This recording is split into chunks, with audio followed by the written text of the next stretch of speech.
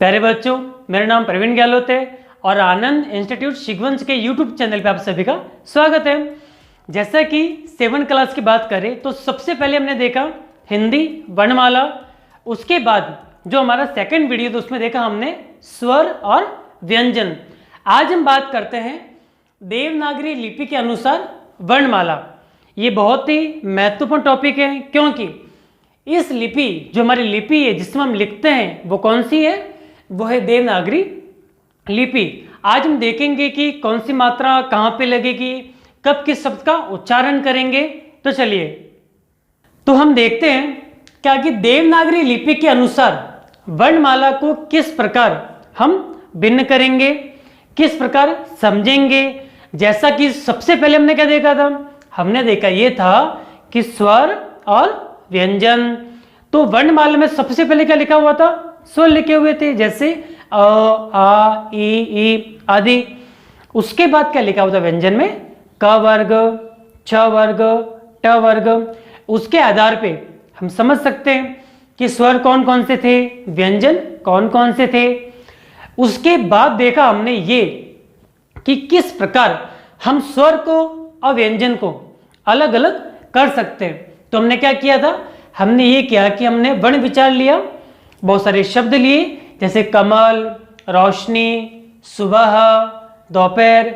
इन सारे शब्दों को हमने भिन्न भिन्न किया, उनके अंदर से व्यंजन अलग किया था और स्वर अलग किया था, क्योंकि व्यंजन का उच्चारण नहीं होता और स्वर का उच्चारण होता है। लेकिन आपको उसमें बताया गया था कि व्यंजन का उच्चारण कब होगा, जब उसके अंदर कोई स्वर आएगा और मिल जाएगा। आज देखना है देवनागरी लिपि के अनुसार वर्णमाला।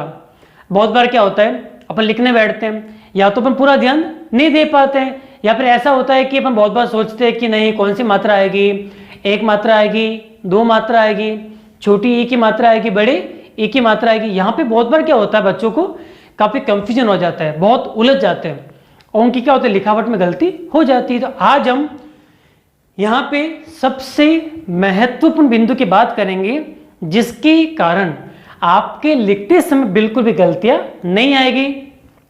वैसे बहुत ही छोटा टॉपिक है, लेकिन कितनी ही बड़ी क्लास क्यों नहीं हो, ये बातें सबके लिए महत्वपूर्ण है। क्यों, अभी भी जिनकी आदत एक बार बिगड़ चुकी है, या कहेंगे कि जो लिखने की शैली में सही नहीं लिख पाते हैं, जो सही से उच्चारण नहीं करते हैं, वो बढ़िया से नहीं लिख पाते हैं। हमको ये गलती बिल्कुल भी नहीं करनी। तो चलिए सबसे पहले देखते हैं स्वर, किस प्रकार स्वर को समझ सकते हैं। तो स्वर मात्रा के संकेत सहित, जो स्वर हैं उनको मात्राओं के सहित में समझने का प्रयास करते हैं, तो आपको समझ में आएगा। देखिए जो ब्लैक कलर के मार्कर से लिखा गया है वो तो है हमारे स्वर, और जो ब्लू कलर के मार्कर से लिखा गया है वो है हमारी मात्राएं। आपको बिल्कुल ऐसे ही लिखना है ताकि आपको याद हो सकेगा। आ के अंदर कोई भी चिन्ह नहीं बना है, क्यों, ये परिपूर्ण है अपने आप में, इसमें कुछ भी परिवर्तन नहीं करना है। लेकिन जो है आ, इसमें क्या है, आ की मात्रा है। ये जो आगे मैंने डॉट डॉट बना रखे हैं, इसका मतलब इसकी जगह पे कोई भी वर्ण आ सकता है, क हो सकता है, छ हो सकता है, कुछ भी हो सकता है। उसके आगे जैसे ही एक मात्रा लगेगी तो क्या हो जाएगा, आ की मात्रा उसमें आ जाएगी। जैसे क प्लस आ बराबर का, म प्लस आ बराबर मा। फिर है ई, छोटी ई। देखिए बच्चों ध्यान रखना है, जो छोटी ई होती है उसकी जो मात्रा है वो लेफ्ट आती है इस तरफ, और जो बड़ी ई है उसकी आगे राइट। ये बहुत ही ध्यान रखने का विषय है। जो छोटी ई है उसके आगे मैंने डॉट डॉट किया, डॉट का मतलब मैंने बता दिया, कोई भी वर्ण, आप किसी भी वर्ण की बात कर सकते हैं, जैसे म, क, छ, ट, प, कुछ भी ले लीजिए। जैसे ही उसकी अपन मात्रा इस तरफ करेंगे, उल्टे हाथ की तरफ, तो हो जाएगी छोटी मात्रा। जैसे किसी के लिए, तो की में कौन सी मात्रा आएगी, छोटी आएगी। बस तो समझना यही है हमें। फिर अपनी छोटी ई हो गई, छोटी में हमने बस देख लिया कि किसी भी वर्ण के आगे छोटी ई आएगी तो छोटी मात्रा हो जाएगी। अब बड़ी, बड़ी में क्या होगा, मात्रा किस तरफ आएगी, राइट हैंड की तरफ आएगी, सीधे हाथ की तरफ आएगी। डॉट डॉट है, जैसे ले लीजिए कुछ भी क म भ ले लीजिए, तो भ का क्या हो जाएगा भी। भी में कौन सी मात्रा आएगी, बड़ी मात्रा आएगी। उसके बाद अपना ऊ को लेना है, छोटा ऊ बड़ा ऊ। अगर छोटा ऊ है तो मात्रा किस तरफ आएगी, उस तरफ घूम जाएगी।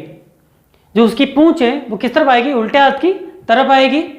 और बड़ा ऊ है तो मात्रा किस तरफ आएगी, सीधे हाथ के तरफ आएगी, ऊपर से घूमेगी। ध्यान रखना है, अगर छोटी ऊ की मात्रा है तो नीचे से मूव करेगी, और बड़ी ऊ की मात्रा तो ऊपर से मूव करेगी, ऊपर की तरफ से घूम के आएगी। अगर री है तो क्या होगा, किसी भी शब्द के नीचे री की मात्रा आएगी। जैसे हम लिखते हैं कृष्ण, तो क के नीचे क्या करते हैं अपन, री करते हैं। ऐसे ध्यान रखना है, कृपा लिखते हैं, क के नीचे री करते हैं। फिर ए, ये बहुत ध्यान देने वाला विषय है। ए अगर सिंगल है तो इसके ऊपर एक मात्रा है तो हो जाएगा ए, क्या हो जाएगा ए। और अगर ए के ऊपर मात्रा है तो हो जाएगा आई, क्या हो जाएगा आई। डबल मात्रा है, जैसे कि अपन बोलते हैं ऐसे, ऐसे नहीं क्या होता है ऐसे। आपको ये काम ऐसे करना चाहिए, ऐसे करना चाहिए, ये उच्चारण सही नहीं है, लेकिन क्या हो गया हमारे रूटीन में आ गया है तो उसको अपन बोलते रहते हैं, तो हमको ध्यान देना पड़ेगा। अब है ओ, एक मात्रा है तो कैसे बोलेंगे ओ, थोड़ी सी ध्वनि स्लो आएगी, एक मात्रा लगेगी। जैसे डबल मात्रा आएगी तो ध्वनि भी क्या हो जाएगी, हमारी आवाज भी क्या हो जाएगी, तेज हो जाएगी। जैसे आओ, किसी भी वर्ण के ऊपर अगर दो मात्रा आएगी तो क्या हो जाएगा आओ। जैसे कि उदाहरण के लिए अपन खाते चाउमीन खाते तो चाउमीन है, जैसे खाने की चीज है तो ऊपर डबल मात्रा आ जाएगी उसकी। अब देखना अनुस्वार, अनुस्वार में क्या होता है, किसी भी शब्द वर्ण के ऊपर एक बिंदु लगेगा तो क्या हो जाएगा हमारा अनुस्वार हो जाएगा। और विसर्ग, विसर्ग में क्या होगा, किसी भी वर्ण के अंत में दो बिंदु लगेंगे तो हो जाएगा विसर्ग। जैसे बोलते अपन बोलते हैं रामः, तो मह के बाद क्या है विसर्ग है, ऐसे ध्यान रखना है।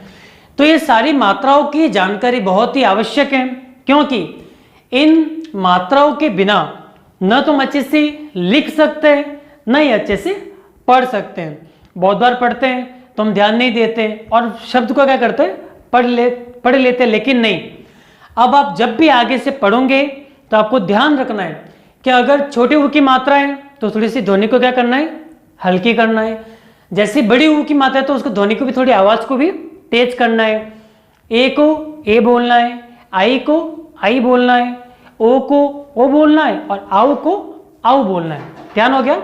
अब महत्वपूर्ण शब्द, कुछ ऐसे शब्द मैंने लिख रखे जो बच्चे अमूमन क्या करते हैं, बच्चे नहीं बड़े लोग भी, जिनकी आदत एक बार थोड़ी चेंज हो चुकी है, वो जो ध्यान नहीं दिया पहले उन्होंने ऐसे बोल सकते हैं अपन, या गुरुजी ने ध्यान नहीं दिया, कुछ भी हो सकता है, किसकी भी गलती हो सकती है। लेकिन अब हमें आगे से ऐसी गलती नहीं करनी है। क्यों कि जैसे ही इन छोटे वर्णों की वजह से, शब्दों की वजह से अपन लिखते समय गलती करते हैं, तो जो परीक्षा के अंदर जो 10वीं क्लास है, 12वीं क्लास है, वहां पे जो एग्जामिनर होते हैं चेक करने वाले, वो इन छोटी गलतियों को पकड़ लेते हैं। और जैसे ही वो छोटी गलतियों को देखते हैं वो समझ जाते हैं कि बच्चे को ज़्यादा ज्ञान नहीं है, और आपके सही लिखने के बाद भी क्या करते हैं, वो अंक आपको कम देते हैं। तो इन छोटी सी बातों को काफी ध्यान से देखना है। देखिए सबसे पहले है नहीं। नहीं में ही की मात्रा क्या आएगी, बड़ी आएगी। छोटी ही की मात्रा नहीं में नहीं आएगी। ये संस्कृत नहीं है। संस्कृत में छोटी मात्रा आ सकती है क्योंकि वहां पे पूरा फॉर्मूला अलग चलता है।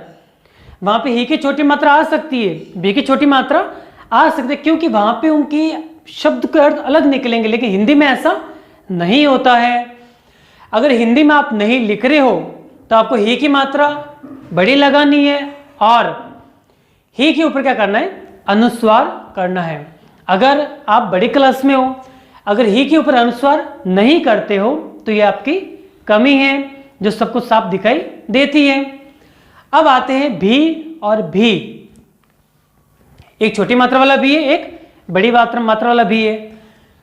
अब ध्यान ये रखना है कि जब कभी भी आप एक अलग से शब्द का प्रयोग करते हैं, जैसे भी, किसी के साथ नहीं। अगर आप किसी के साथ में लिख रहे हो तो होगा भिन्न, छोटी मात्रा आएगी, वो ठीक है। लेकिन अगर अलग से लिख रहे हो तो भी की मात्रा हमेशा क्या आएगी? बड़ी आएगी, छोटी मात्रा कभी भी नहीं आएगी। आपको भी जाना चाहिए, तो ये आपको भी कौन सी मात्रा आएगी? बड़ी मात्रा आएगी, छोटी मात्रा नहीं आएगी, ये आपको ध्यान रखना है। फिर है एक मात्रा वाला है, दो मात्रा वाला है, क्या ध्यान रखना है? अगर आप किसी को बुला रहे हो, जैसे कि कारक होता है ना, कारक में लास्ट में संबोधन होता है, उसमें बोलते हैं हे राम यहां आओ, हे कृष्ण ये काम करो, तो वहां पे एक मात्रा वाला है आएगा। लेकिन वाक्य अंत हो रहा है, समाप्त हो रहा है, जैसे कि उसके अंत लास्ट में क्या आएगा? है आएगा। जहां पे पूर्ण विराम आएगा वहां पे क्या आएगा? डबल मात्रा वाला है आएगा। जैसे आपको घर जाने में कोई सुविधा नहीं होगी, मैं आता हूं, या जो भी आम है, या जंगल में बहुत सारे वृक्ष हैं, बहुत गौशाला में बहुत सारी गाय हैं, तो वहां पे जो भी हैं वो कौन सा आएगा? दो मात्रा वाला आएगा। ए और आई, हे और हैं अलग अलग हो जाएगा। अब देखते हैं कि बच्चों यहां पे बहुत सारे लोग गलती करते हैं। क्यों? कि उनको ये पता नहीं चलता है कि कहां पे कौन सी की का प्रयोग किया जाएगा। तो देखिए, जो छोटी की है उसका प्रयोग बहुत कम किया जाता है। या तो किसी शब्द के साथ में किया जाएगा, जैसे किसी के लिए तो छोटी की आएगी, किसी को तो छोटी मात्रा आएगी। और कहां पे आएगी? आपको वाक्य बोल रहे हो, वाक्य एक बार समाप्त हो गया लेकिन दूसरा वाक्य साथ का साथ चल रहा है, तो वहां पे छोटी की आएगी। जैसे मैं जानता हूं कि आप बहुत विद्वान हो, मैं जानता हूं कि आप बहुत विद्वान हो, तो क्या हो जाएगा? यहां पे छोटी की आएगी। जैसे हम सब आपकी राह देख रहे हैं, तो हम सब आपकी कौन सी आ जाएगी? बड़ी। अगर वाक्य पूर्ण हो रहा है और दूसरा वाक्य आरंभ हो रहा है तो हो जाएगी छोटी की। लेकिन वाक्य के बीच में कहीं पर भी की आ रही है तो कौन सी होगी? बड़ी ही आएगी, छोटी नहीं आएगी। आपकी राह देख रहे हैं, तो आपकी मतलब आप सभी की बड़ी मात्रा आ जाएगी। और जैसे कि आप तो जानते ही हो कि मुझे ये काम नहीं हो, आप जानते ही हो कि मुझसे ये काम नहीं होगा, तो कौन सी आएगी? छोटी की। ध्यान रखना है। अब मैं और मैं अलग अलग है। घर में सामान पड़ा है, जो बक्सा है या बैग है स्कूल का, बैग में किताब पड़ी है, तो आएगा एक मात्रा वाला मैं। आपको मैं जानता हूं, कौन सा आएगा? एक मात्रा वाला। मैं आपको जानता हूं तो आएगा दो मात्रा वाला। अगर हम हमारे लिए प्रयोग कर रहे हैं, स्वयं के लिए, कैसे? मैं आज विद्यालय नहीं आऊंगा, तो क्या होगा? मैं डबल मात्रा वाला, और घर में सामान पड़ा है तो एक मात्रा वाला।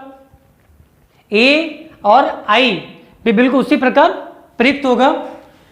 अब ये ध्यान देने वाला विषय है। और बोलते समय काफी अंतर है। जो एक मात्रा वाला और है वो दिशा के लिए बताता है। आपको मंदिर की ओर जाना है, आपको विद्यालय की ओर जाना है। लेकिन राम और कृष्ण, इसमें ये वाला आ जाएगा। अगर आप ही लिख रहे हो साथ में तो अलग आ सकता है, लेकिन अगर आप ही अलग से लिख रहे हो तो हमेशा ये कौन सी आएगी? बड़ी आएगी, छोटी नहीं आएगी। ये आपको ध्यान रखना पड़ेगा। तो इसी प्रकार देवनागरी लिपि में जो हमारे मात्राएं हैं उनका ध्यान रखना बहुत ही आवश्यक है, ताकि आपको बिल्कुल भी कहीं पे दिक्कत नहीं आए। उसी के साथ मिलते हैं आगे के वीडियो में। जय हिंद, वंदे मातरम।